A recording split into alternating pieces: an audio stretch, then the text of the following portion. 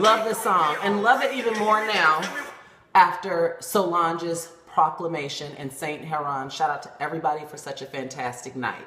So I know that you all want to hear about my run-in with Beyonce and Jay and Kelly, but I got to give you some backstory on the proclamation. So this is an event Solange was saying that started. She did the first one in Brooklyn, and it was off of the heels of the Walter Scott murder, and We Gonna Be All Right by Kendrick Lamar had just come out, and so that inspired her to throw an event where people come and proclaim things, and we just appreciate a good-ass song and have a good-ass time.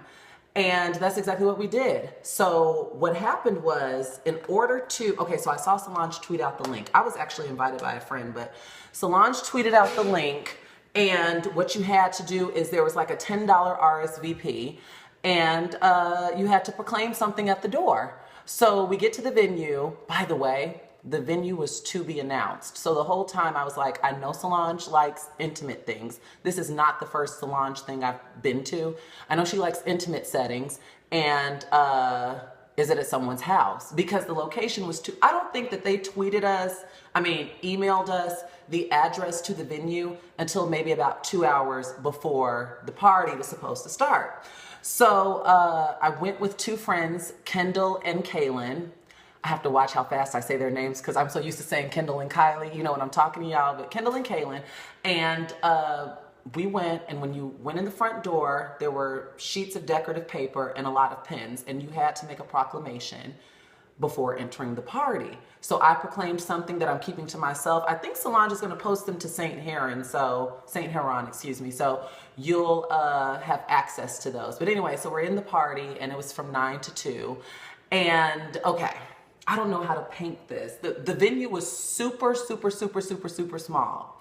Okay, and what I like about Solange parties are, okay, there's this thing about LA that people a lot of times just stand around, and it's kind of like a judgy-wudgy type atmosphere, and I like dancing. Anybody who knows me knows that I love cutting a rug, I love having a good time, and that is the Solange crowd. So I always have an appreciation for that. And they didn't play any top 40. So you all know I really had an appreciation. When I say top 40, I mean top 40 Billboard. So there was no Fetty Wap, there was no, Lil Wayne. It was all like the old school, Manny Fresh and Birdman and Juvie and Lauryn Hill and Sunshine Anderson and music. So like it was good. My type of music, my type of crowd. And they had this projector. You can see this on Solange's Instagram feed. There's a projector, and I posted something that was just showing like a montage of videos. It just didn't have any audio. The DJ spinning the records was the audio. So it was small. It was about the size of my living room. I wish I could give you all a tour, but I'm not. But it was a small venue, know that. So it was very, very packed though, okay? So when me and my friends entered, we went to the bar first, and then we were like kind of towards the back. Like there was an entrance and then a hallway, and then there was the dance floor. So we're kind of towards the back, and to the left of me are these couches.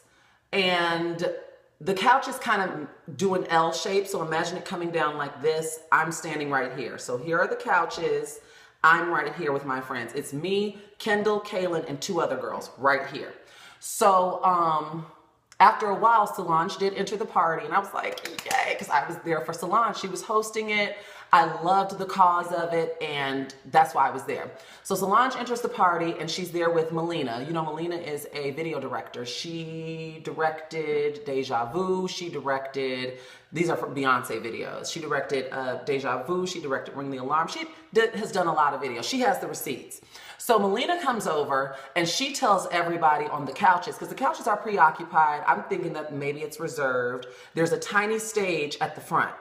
So let me repaint this for you all. Here's the couches like this. I'm right here, and there's a stage right here. So I'm thinking that's where Solange is going to spend most of her time. But Melina asked the people on the couches to move. I guess Solange wanted that section. So Solange comes over, Melina comes over, and their entourage comes over. So they're on the couches now, and so everybody's on the stage. Everybody that was originally on the couches are on the stage.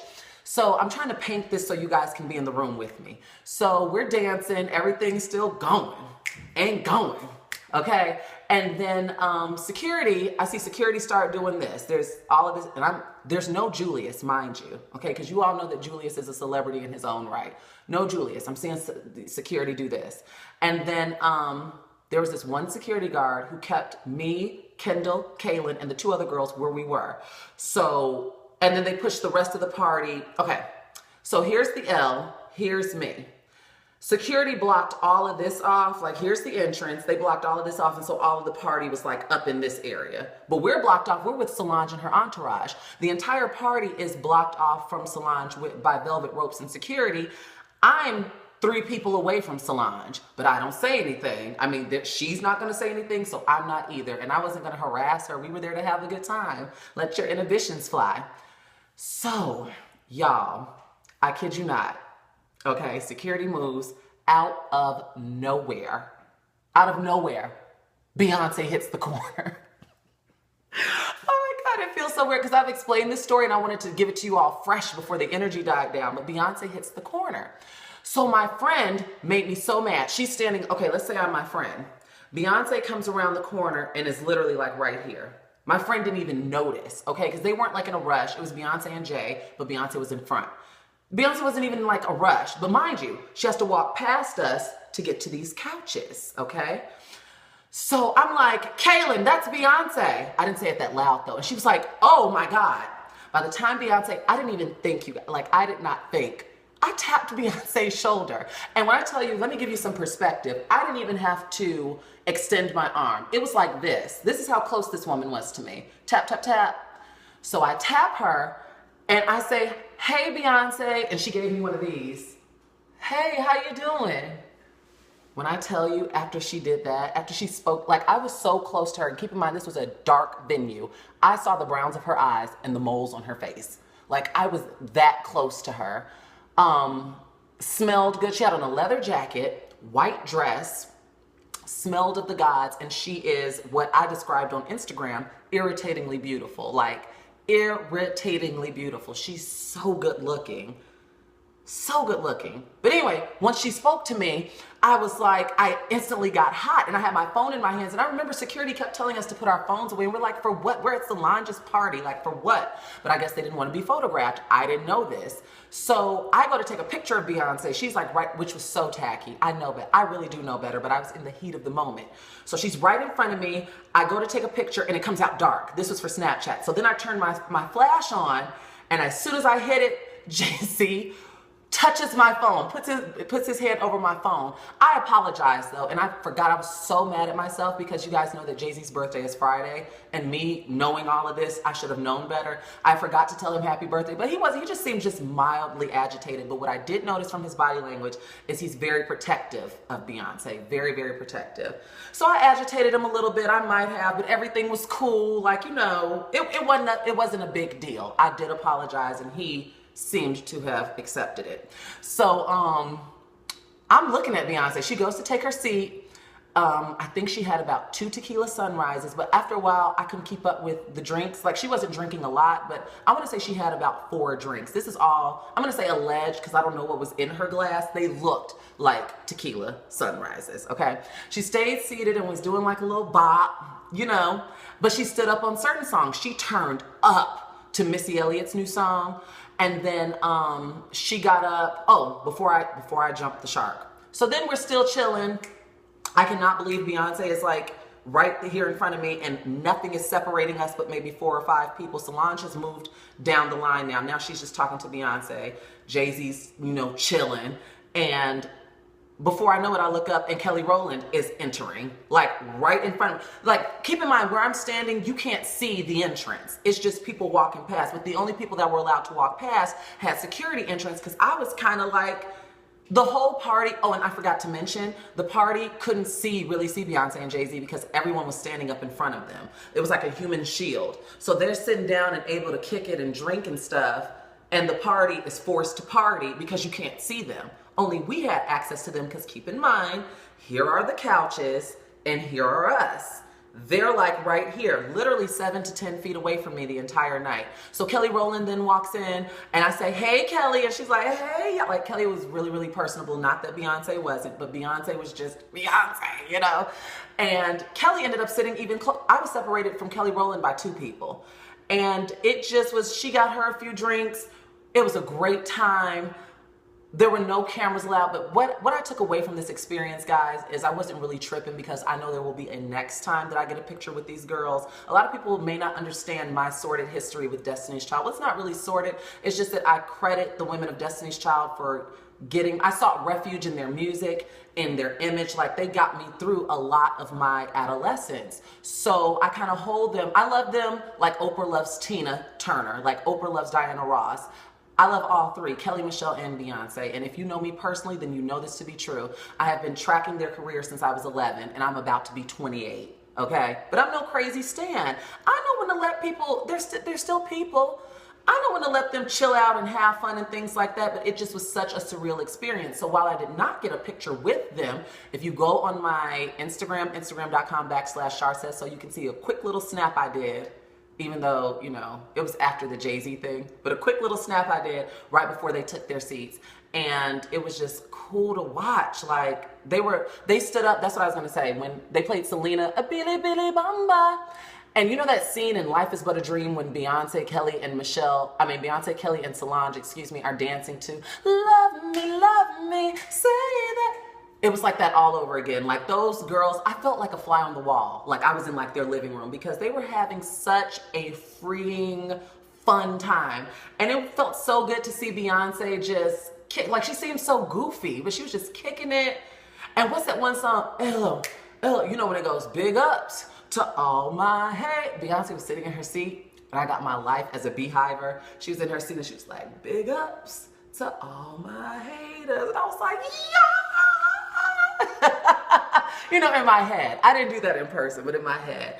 But I was still enjoying the party, but it was so hard to keep my eyes off of her because she's just so pretty. And then she has an intimidating stare. Because Beyonce would look up how she was seated is her legs were crossed.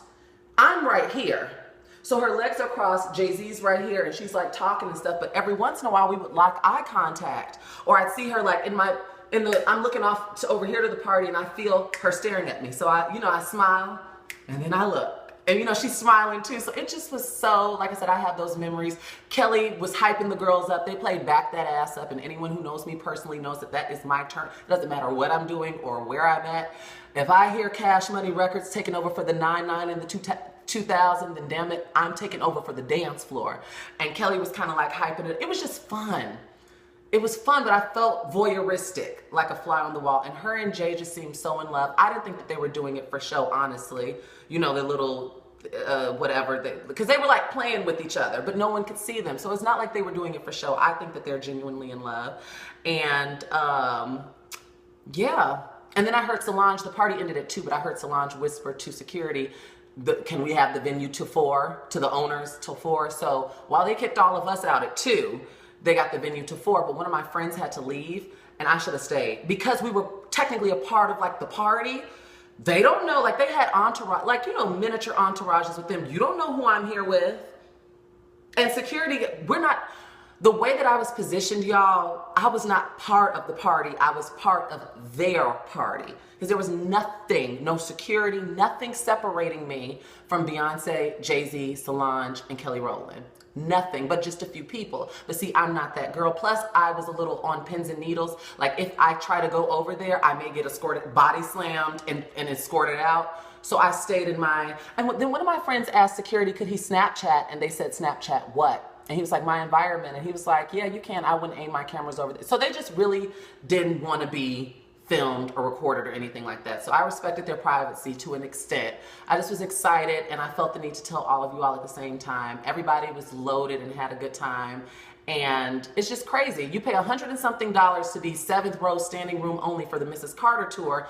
And then you turn around and pay $10 for a Solange party and end up 7 to 10 feet away from Mrs. Carter. Who'da thunk it? I'll talk to you all this weekend. And if you have any questions, write me. I don't think I left anything out. Hope it wasn't too vague. Hope I painted just the right amount of picture. And take care. Bye, guys.